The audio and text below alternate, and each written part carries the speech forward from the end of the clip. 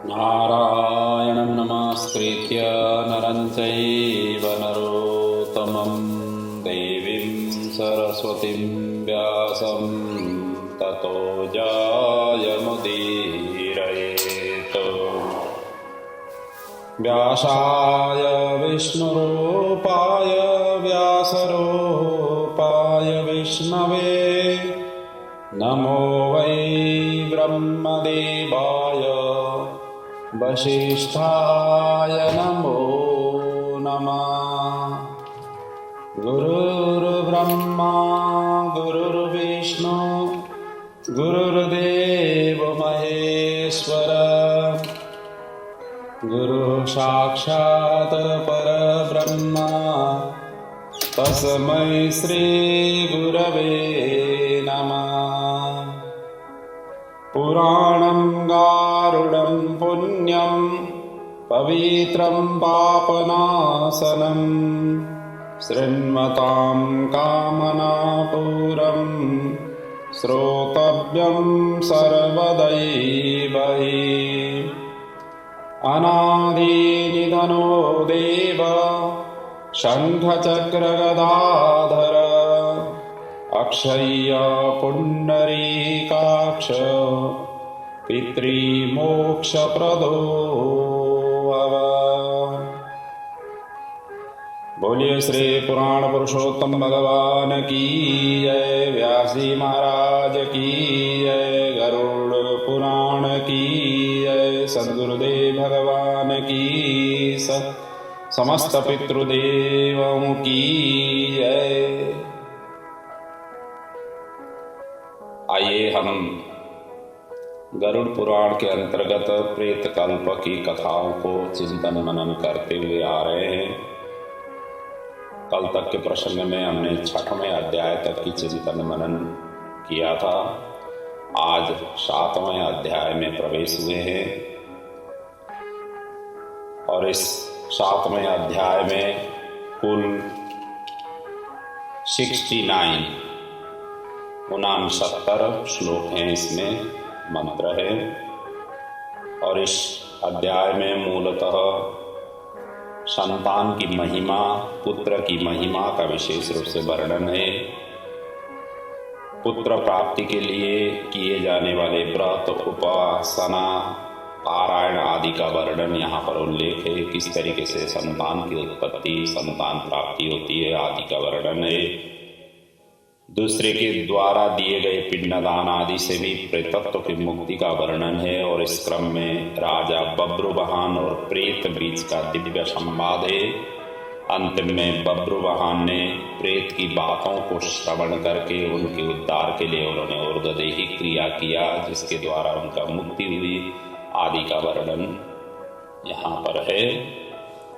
मूलतः अभी तक की जो प्रसंग थे, जो भी अभी तक का हमने श्रवण किया, जिनके संतान नहीं है और संतान होकर के भी जिन्होंने ऊर्ध्वदेही क्रिया नहीं किया, उनके लिए ये सारा पाप मतलब पाप योनि में जाना और पाप के भागी बनना और नरक यातना भोगना आदि का वर्णन था। जिनके पास में संतान है, जिन्होंने संतान के द्वारा अच्छी तरह से ऊर्ध्वदेही क्रिया किया, पापी होते हुए भी ऊर्ध्वदेही क्रिया ऐसे विधि विधान से करने पर उनको नरक जाना नहीं पड़ता है, उनका मुक्ति हो जाती है। ये बात को यहाँ पर इस अध्याय में पुष्टि करते हुए वर्णन किया हुआ है। गरुड़ जी प्रश्न करते हैं, भगवान विष्णु उत्तर दे देते हैं और उधर शुत जी शौनकादि ऋषियों को ये कथा वर्णन कर रहे हैं। आइए अब 7वें अध्याय की कथा में हम प्रवेश हो जाते हैं। जब भगवान ने अभी तक की जो कथा श्रवण कराई, उस कथाओं को श्रवण करने के पश्चात गरुड़ जी थोड़े से चिंतित हुए। वैसे तो यहाँ लिखा हुआ है कंपितो अश्वत्थ पत्रवत। अश्वत्थ कहते हैं पीपल के पत्ते की जैसे वो कांपने लग गए। अर्थात ये सारा प्रसंग सुनने के पश्चात गरुड़ जी इस तरीके से कांपने लग गए। और ऐसी स्थिति हो तो फिर मनुष्यों के किस प्रकार से उद्धार हो सकती है आदि के विषय में पुनः भगवान को पूछे। मतलब गरुड़ जी ने पूछा और उस प्रसंग में भगवान ने यह सारा वृत्तांत वर्णन किया हुआ है। तो गरुड़ जी यहाँ पर प्रश्न करते हैं, हे केशव, किस उपाय से मनुष्य प्रमादवश जानकर पाप कर्मों को करके भी यम की यातना न प्राप्त हो उसे कहिए। संसार रूपी सागर में डूबे हुए दीन चित्त वाले, पाप से नष्ट बुद्धि वाले, विषयों के कारण दूषित आत्मा वाले मनुष्यों के उद्धार के लिए हे केशव, हे माधव, पुराण में सुनिश्चित किए गए उपाय को आप बताइए जिससे मनुष्य सद्गति प्राप्त कर सके। अर्थात पापी होते हुए भी वो सद्गति किस तरीके से प्राप्त हो सकते हैं। उद्धारार्थम वदः स्वामिन् पुराणार्थम विनिश्चयम् उपायम येन मनुजः सद्गतिं यान्ति माधव। जिसके द्वारा उनका सद्गति हो इसके विषय में वर्णन कीजिए। इस प्रकार से पूछे जाने पर भगवान अब आगे वर्णन करते हैं। एतार्क्ष साधु पृष्ठतया तार्क्ष मानुषाणां हिताय वै शृणुष्वावहितो भूत्वा सर्वते कथयाम्यहम्। आपने जो प्रश्न किया संपूर्ण मनुष्यों की हित की कामना से प्रश्न किया, अब सावधान होकर के श्रवण करें, मैं सब कुछ बताता हूँ। ऐसा कहते हुए भगवान कहते हैं, मैंने इसके पहले जो भी वर्णन किया, अभी तक का जो प्रसंग मैंने वर्णन किया, ये पुत्र रहित पापी मनुष्यों की यातना का वर्णन किया हुआ है। पुत्रवान और धार्मिक मनुष्यों की पूर्वोक्त दुर्गति कभी भी नहीं होती है। और यदि अपने पूर्वार्जित कर्मों के कारण पुत्रोत्पत्ति में विघ्न हो तो किसी भी उपाय से पुत्र की उत्पत्ति संपन्न करें। अर्थात पुत्र प्राप्ति के लिए कई उपाय वर्णन किए हुए हैं, उनमें से कोई न कोई उपाय करके संतान की प्राप्ति करें। और इसके लिए एक तो है हरिवंश पुराण की कथा श्रवण करना, हरिवंश पुराण कथा का पारायण करना, उनका पाठ करना। हरिवंश कथां श्रुत्वा शतचंडी विधानतः भक्त्या श्री शिव आराध्य पुत्र उत्पादयेत शुद्धि। इसलिए पहला जोर दिया गया है हरिवंश पुराण की कथा का पारायण करने के लिए। दूसरा है विधान पूर्वक शतचंडी यज्ञ, माँ जगदम्बिका का चंडी पाठ 100 बार चंडी पाठ करा करके उनकी विधि पूर्वक उनका हवन करना, वो शतचंडी यज्ञ का विधान करें, इससे भी संतान प्राप्ति होगी। और तीसरा है शिव की आराधना, भगवान भोलेनाथ का लघु रुद्र आदि करा करके, ओमात्मक लघु रुद्र हो गया, लक्ष्यात्मक लघु रुद्र हो गया। मतलब भगवान शिव जी का विशेष रूप से आराधना करके भी संतान की प्राप्ति होती है। तो इनमें से कोई भी उपाय करके सुयोग्य संतान प्राप्ति अपने वंश में हो, अपने कुल में हो, कुटुंब में हो, परिवार में हो, इस भावना से इस तरीके से करना चाहिए। यदि कारणवश संतान की प्राप्ति नहीं हुआ तो ये सब चीज विधान हमारे शास्त्रों में वर्णित है। आगे जाकर के कहा हुआ है, पुन्नामो नरकादि अस्मात् पितरम त्रायते सुतः तस्मात् पुत्र इति प्रोक्त स्वयमेव स्वयंभुवः। एकोपि पुत्रो धर्मात्मा सर्वं तारयते कुलम पुत्रेण लोकलं जयति श्रुति एषा सनातनी। अर्थात पुत्र पितरों के पूर्ण नामक नरक से रक्षा करता है, और ये व्यवस्था ब्रह्मा जी ने स्वयं किया हुआ है। और एक धर्मात्मा पुत्र संपूर्ण कुल को तार देता है, पुत्र के द्वारा व्यक्ति लोकों को जीत लेता है, ऐसी सनातन हमारी श्रुति वेद ने कहा हुआ है। और इस प्रकार वेदों ने भी पुत्र के उत्तम महात्मा कहा हुआ है। इसलिए पुत्र का मुख देख करके मनुष्य पितृऋण से मुक्त हो जाता है। पौत्र का स्पर्श करके अर्थात पोता का स्पर्श करके मनुष्य तीनों देव, ऋषि और पितृ ऋण से मुक्त हो जाता है। अर्थात पुत्र का मुख देखने के पश्चात पितृ ऋण से मुक्त हो जाता है। पौत्र का यदि स्पर्श करने का सौभाग्य मिला तो देव, ऋषि और पितृ ये तीनों प्रकार के ऋणों से मुक्त हो जाता है। इस प्रकार पुत्र, पौत्र और प्रपौत्र से यमलोकों का अतिक्रमण करके स्वर्ग आदि को प्राप्त करता है। ब्राह्म विवाह विधि से ब्याही गई पत्नी से उत्पन्न औरस पुत्र ऊर्ध्वगति को प्राप्त कराता है। इसलिए ब्राह्मोढ़ पुत्रोन्नयति संगृतस्त्वदो नयेत एवं ज्ञात्वा खगः श्रेष्ठ हीन जाति सुताम त्यजेत। इसलिए कहा गया है कि जो ब्राह्म विधि से अर्थात विधि विधान से विवाह करके अपनी जो धर्म पत्नी है उनसे जो उत्पन्न हुआ संतान को औरस पुत्र कहा गया है। और वही औरस पुत्र के द्वारा किए गए कर्मों से ऊर्ध्वगति को प्राप्त जीवात्मा को होता है। और संगृहित पुत्र अधोगति की ओर ले जाते हैं अर्थात ले जाता है। ऐसा जान करके व्यक्ति हीन जाति की स्त्री से उत्पन्न पुत्रों को त्याग दे अर्थात ऐसे कार्यों के लिए। और आगे जा करके कहा हुआ है सवर्णेभ्य सवर्णासु ये पुत्रा औरसः खगाः तएव श्राद्धदानेन पितॄणां स्वर्ग हेतवे। अब ये विवाह भी 8 प्रकार के बताए गए। एक तो ब्राह्म विवाह है, दूसरा दैव, तीसरा आर्ष, चौथा प्रजापत्य, 5वां आसुर, 6वां गंधर्व, 7वां राक्षस और 8वां पैशाच। ये 8 प्रकार के विवाह मनुस्मृति में उल्लेख किया गया है। अब यहाँ पर कहते हैं कि सवर्ण पुरुषों से सवर्ण स्त्रियों में से जो पुत्र उत्पन्न होते हैं वो औरस पुत्र कहे जाते हैं। और वही श्राद्ध प्रदान करके पितरों को स्वर्ग प्राप्त कराने के कारण होते हैं। औरस पुत्र के द्वारा दिए गए श्राद्ध से पिता को स्वर्ग प्राप्त होता है। और इस विषय में क्या कहना है, दूसरे के द्वारा दिए गए श्राद्ध से भी प्रेत स्वर्ग को चला जाता है। मैं इसके लिए एक इतिहास वर्णन करता हूँ जो और्ध्वदेहिक दान के श्रेष्ठ महात्मा को सूचित कराता है। ऐसा कहते हुए प्राचीन इतिहास एक बब्रुवाहन राजा और प्रेत के बीच की जो संवाद है वो इस प्रसंग में यहाँ पर भगवान गरुड़ जी को सुना रहे हैं। तो कहते हैं अब ये महात्म्य पुरा त्रेतायुगे तार्क्ष राजासीत् बब्रुवाहन महोदय पुरे रम्भे धर्मनिष्ठो महाबल।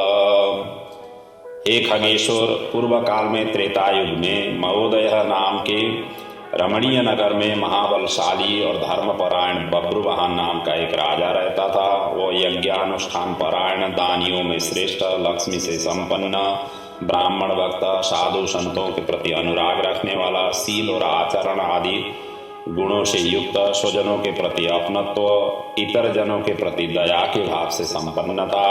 छात्र धर्म परायण वो राजा बब्रुवाहन औरस पुत्र की भांति धर्म पूर्वक अपनी प्रजा का पालन करता था और दंड देने योग्य अपराधियों को दंड भी दे देता था।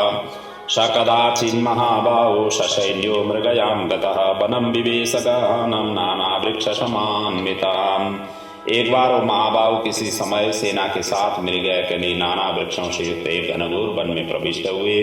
क्योंकि पहले के राजा महाराजा ऐसे शिकार खेलने में बड़े शौकीन होते थे। हमारे पुराण ग्रंथों में, हमारे ऐसे इतिहास ग्रंथों में ऐसे आखिट के लिए राजा लोग जाने का ये यत्र तत्र वर्णन मिलता है। इसी क्रम में ये भी एक बार शिकार खेलने के लिए वन में गए। वहाँ वन में नाना मृग गणों पशुओं से व्याप्त अनेक पक्षियों से निनादी था। उस समय राजा ने वन के मध्य में दूर से एक मृग को देखा। राजा के द्वारा सुदृढ़ बाण से विद्ध हुआ मृग बाण सहित जंगल में अदृश्य हो गया। उन्होंने बाण तो छोड़ा लेकिन बाण सहित वो अदृश्य हो गया। रुधिर से गिली हुई घास पर अंकित चिन्ह से राजा ने उनका पीछा किया। तब मृग के प्रसंग से वो राजा दूसरे वन में जा पहुंचे। भूख प्यास से सूखे हुए कंठ वाला, परिश्रम के संताप से पीड़ित उस राजा ने एक जलाशय के समीप पहुंच करके घोड़े के साथ उसमें स्नान किया। कमल की गंधा आदि से सुगंधित शीतल जल का उन्होंने पान किया। इसके बाद उस जलाशय से बाहर निकलकर श्रम रहित राजा बब्रुवाहन वृक्ष रूपी विशाल शाखाओं के कारण फैले हुए मनोहर और शीतल छाया वाले पक्षी समूह से पूजित एक उन्होंने बट वृक्ष को देखा। ददर्श न्यग्रोद तरुण शीतक्षाय मनोहरम महाबीट पविस्तरणम पक्षी संघ निनादितम और वनस्य तस्य सर्वस्य महाकीतुमिव स्थितम मूलम तस्य समासाद्य निशसाद महीपतिम अथ प्रीतम ददर्शासो क्षुत्रिभ्यां व्याकुलेन्द्रियम उत्कचम मलिनम कुब्जम निर्मांसम भीमदर्शनम।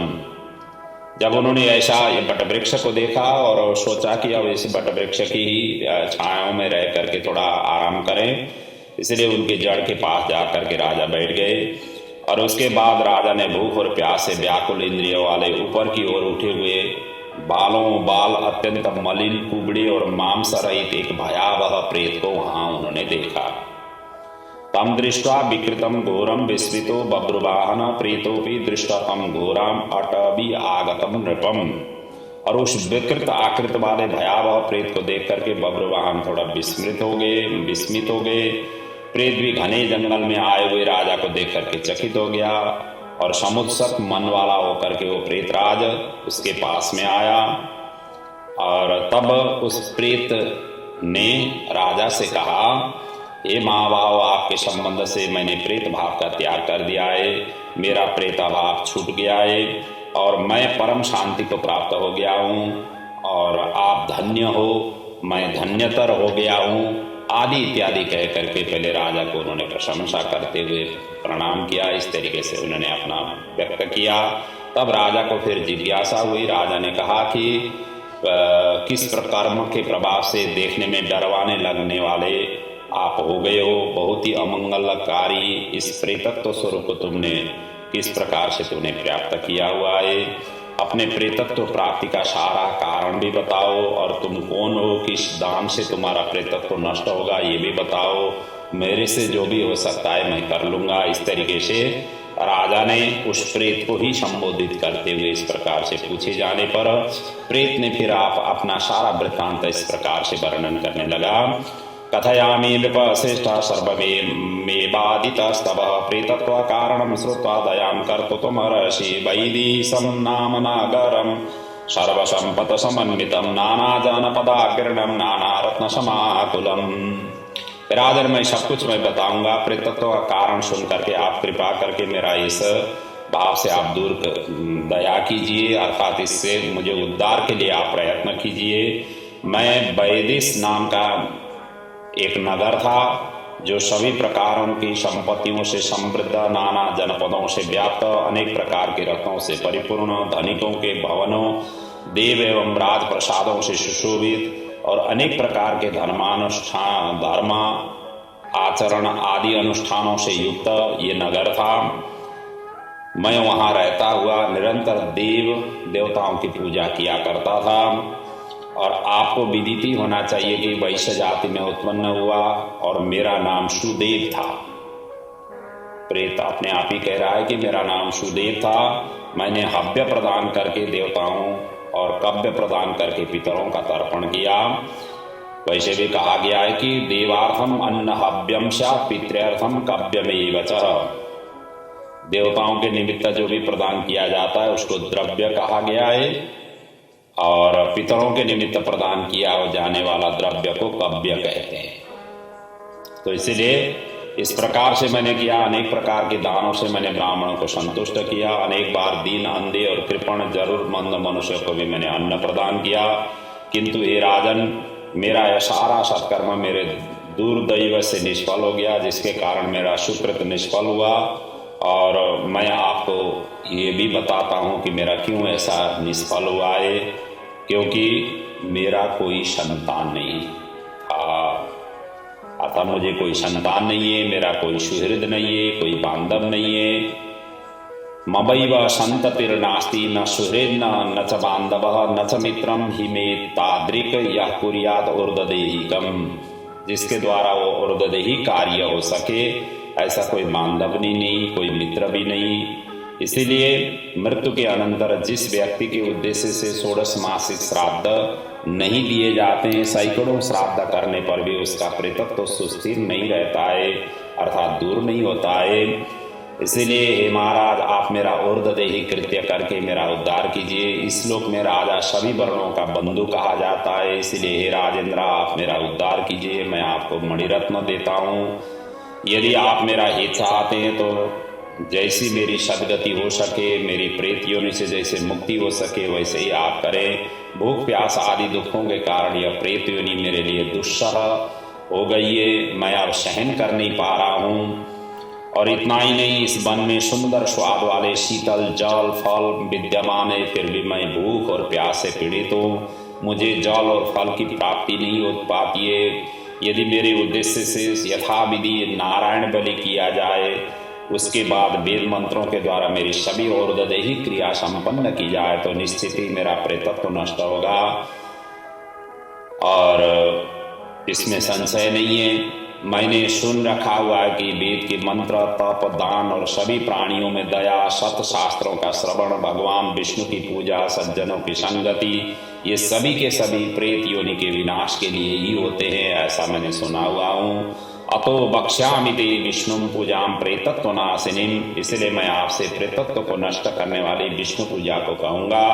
हे राजन, न्यायोपार्जित 2 सुवर्ण भार का सोना लेकर के उसके नारायण की एक प्रतिमा बनाएं और जिस विविध पवित्र जलों से स्नान करा करके उस प्रतिमा को फिर पीले वस्त्रों से वेष्टित करके सभी अलंकारों से विभूषित कर अधिवासित करें, फिर उनका पूजन करें। और उस प्रतिमा के पूर्वे तो श्रीधरम तस्य, दक्षिणे मधुसूदनम, पश्चिमे वामनम देवम, उत्तरे गदाधरम, अर्थात प्रतिमा के पूर्व भाग में श्रीधर, दक्षिण में मधुसूदन, पश्चिम में वामन, उत्तर में गदाधर, मध्य में पितामह ब्रह्मा और महादेव शिव की स्थापना करके गंध पुष्पादि द्रव्यों के द्वारा विधि विधान से पृथक पृथक पूजन करें। उसके बाद प्रदक्षिणा करके अग्नि में हवन करके देवताओं को तृप्त करके घृत, दधि और दूध से विषय देवों को तृप्ति करें।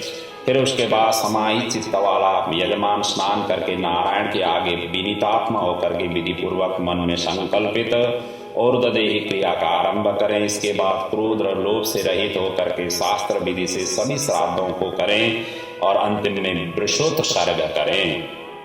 वृषोत्सर्ग कहते हैं जो साण छोड़ने का जो विधान है। और उसके पश्चात ब्राह्मण को 13 पद दान करें। अब 13 पद दान में क्या क्या होता है यहाँ पर उल्लेख किया गया है। एक तो छत्र, दूसरा उपान, उपान कहते हैं जूते को, वस्त्र, मुद्रिका, मुद्रिका कहते हैं अंगूठी को, कमंडलु, आसन, पंचपात्र, ये 7 वस्तुएं पद कही गई है। और उसी प्रकार दंड, ताम्रपत्र, आमान्य, आमान्य कहते हैं कच्चा अन्न, भोजन, घृत और यज्ञोपवीत को मिला करके ये पद की संपूर्णता होती है। ये 13 पद, ये 5 हो गए और पहले की 7, मतलब ये 6 हो गए और पहले के 7 हो गए और ये कुल मिला करके 13 पददान ये माने गए हैं। इस प्रकार से प्रेत के ये मतलब 13 पद दान करें, फिर शय्या दान दे करके प्रेत के लिए घट का दान करें। अब आगे फिर राजा ने इतना जब प्रेत ने बताया तो फिर राजा विस्मित होकर के फिर उन्होंने पूछने लगे कि कथम प्रेत घटम कुर्यात् केन विधानतः ब्रूहि सर्वानुकं प्रार्थम घटम प्रेत विमोक्तिदम। अब किस विधान से प्रेत घट का निर्माण करना चाहिए वो भी आप कृपा करके बताइए। सभी प्राणियों के ऊपर अनुकंपा करने के हेतु से प्रेतों की मुक्ति दिलाने वाले प्रेत घट दान के विषय में भी आप कृपा करके बताइए। जब इस प्रकार से फिर राजा ने उसी प्रेत को पूछा तो प्रेत फिर आगे वर्णन करने लगा। साधु पृष्ठ महाराज कथयामि निबोधते प्रेतत्वं न भवेदेन दानेन सुदृढ़ेन च। प्रेत कहता है कि महाराज आपने ठीक ही पूछा हुआ है, जिस सुदृढ़ दान से प्रेतत्व तो नहीं होता है उसे मैं कहता हूँ, आप ध्यान से सुने। प्रेत घट का दान सभी प्रकार के अमंगलों का विनाश करने वाला, सभी लोगों में दुर्लभ और दुर्गति को नष्ट करने वाला है। ब्रह्मा, शिव और विष्णु सहित लोकपालों से युक्त तपाए हुए सोने का एक घट बना करके उसे दूध, घी आदि से पूरा भर करके भक्तिपूर्वक प्रणाम करके ब्राह्मण को दान करें। और इसके अतिरिक्त अन्य सैकड़ों दानों को देने की आवश्यकता ही नहीं है। इसीलिए कहा गया है संतप्त हाटकमयम तो घटम विदाय ब्रह्मी सखी सबयुतम सहलोकपालयी क्षीराज्य पूर्ण विवरम प्रणिपत्य भक्ता विप्राय देहि तपदान शतैः मन्यैः।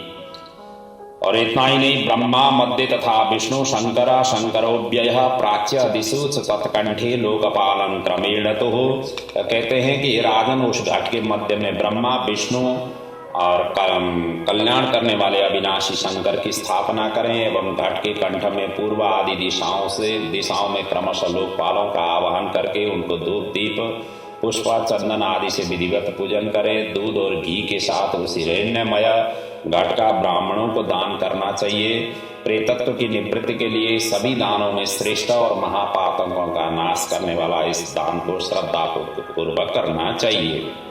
ऐसा कहते हुए प्रेत ने प्रेत घट दान का भी विधि विधान और सारा वर्णन उसने राजा को श्रवण किया कराया। और अंतिम में भगवान कहते हैं, हे गरुड़, प्रेत के साथ इस प्रकार बातचीत हो ही रही थी। उसी समय हाथी घोड़े आदि से व्याप्त राजा की सेना वहां पीछे से वहां आ पहुंची।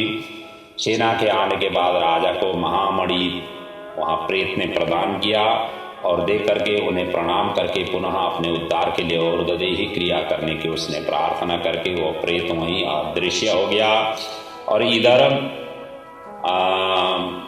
उस वन से निकल करके राजा भी अपने नगर को चले आए और अपने नगर में पहुंच करके प्रेत के द्वारा बताए हुए वचनों के अनुसार उन्होंने उसी विधि विधान से ऊर्ध्वदेही क्रिया का अनुष्ठान किया और उसके पुण्य प्रदान से मुक्त होकर के प्रेत अंतिम में स्वर्ग को चला गया।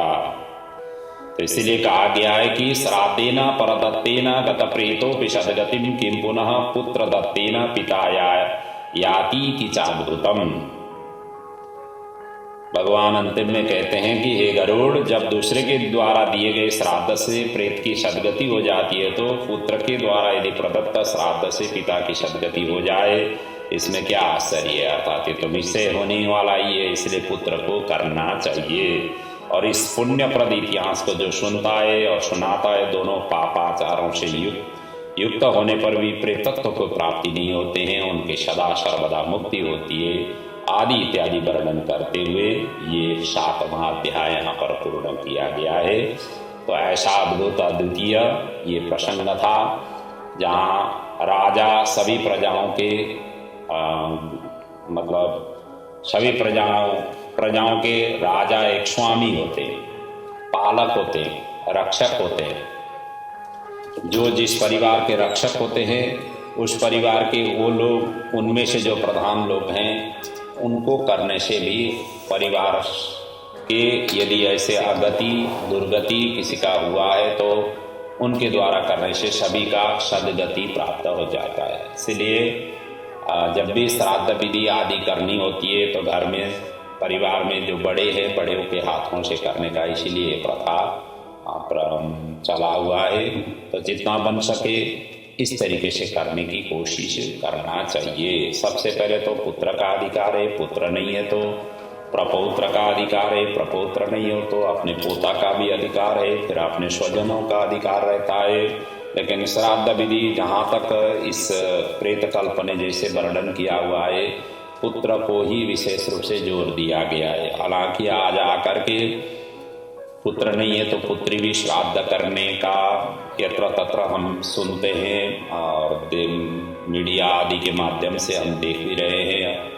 तो है तो माता पिता के रथ से ही दोनों संतानों का उत्पन्न हुआ है। यदि ऐसी अवस्था यदि पुत्र नहीं है तो पुत्री भी करने में कोई ऐतराज तो नहीं होना चाहिए। लेकिन शास्त्रों में हमारे जो मनुस्मृति आदि ग्रंथ हैं, जो स्मृति ग्रंथ आदि है, वहाँ पर भी पुत्रों को ही विशेष रूप से जोर दिया गया है और ये उसमें भी इसी तरीके से जोर दिया गया है। और पुत्र और पुत्री में आज के दिनों में भिन्नता नहीं है, ये अभी हम सभी ने अनुभव किया हुआ ही है और होना भी यही चाहिए। दोनों समान हैं क्योंकि माँ के ही गर्भ से दोनों का उत्पन्न हुए हैं, पिता और माता के ही गर्भ मतलब रथ से ही संतानों की उत्पत्ति होती है। तो इसीलिए इतना ही है कि पुत्रियों में मासिक धर्म होने के कारण अब ये ऊर्ध्वदेही क्रिया 10, 11 दिन, 12 दिन, 13 दिन अपने अपने जो परिवार के जैसे जैसे करते हैं वैसे। तो यहाँ दशगात्र है, एकादशः, श्राद्ध है, द्वादशः और त्रयोदशः, इस प्रकार से यहाँ पर वर्णन है। इसका मतलब कम से कम 13 दिन तक सूची होना चाहिए। मासिक धर्म यदि बीच में आ गया तो व्यवधान उत्पन्न हो सकती है, इसीलिए भी इस तरीके से कहा गया हुआ होगा। तो जो भी हो, जैसे शास्त्रों में वर्णन किया था उस वर्णन की हमने चिंतन मनन यहाँ पर किया। तो इसी प्रसंग के साथ आज का प्रसंग को मैं यहाँ विराम ले रहा हूँ। प्रभु आपके परिवार को सभी प्रकार की खुशियाँ प्रदान करें, बच्चों में शुभ आशीष रहे, अपने पूर्वजों को दिव्य गति प्राप्त हो, खूब तरक्की, उन्नति, प्रगति करते हुए प्रभु का नित्य निरंतर चिंतन मनन करते हुए जीवन को धन्य बनाए। यही प्रभु के चरणों में वंदन प्रार्थना करते हुए मैं अपना वाक् पुष्प को यहाँ पर पूर्ण कर रहा हूँ। ओम पूर्णमदः पूर्णमिदं पूर्णात् पूर्णमुदच्यते पूर्णस्य पूर्णमादाय पूर्णमेवावशिष्यते। ओम शांति शांति शांति। ओम।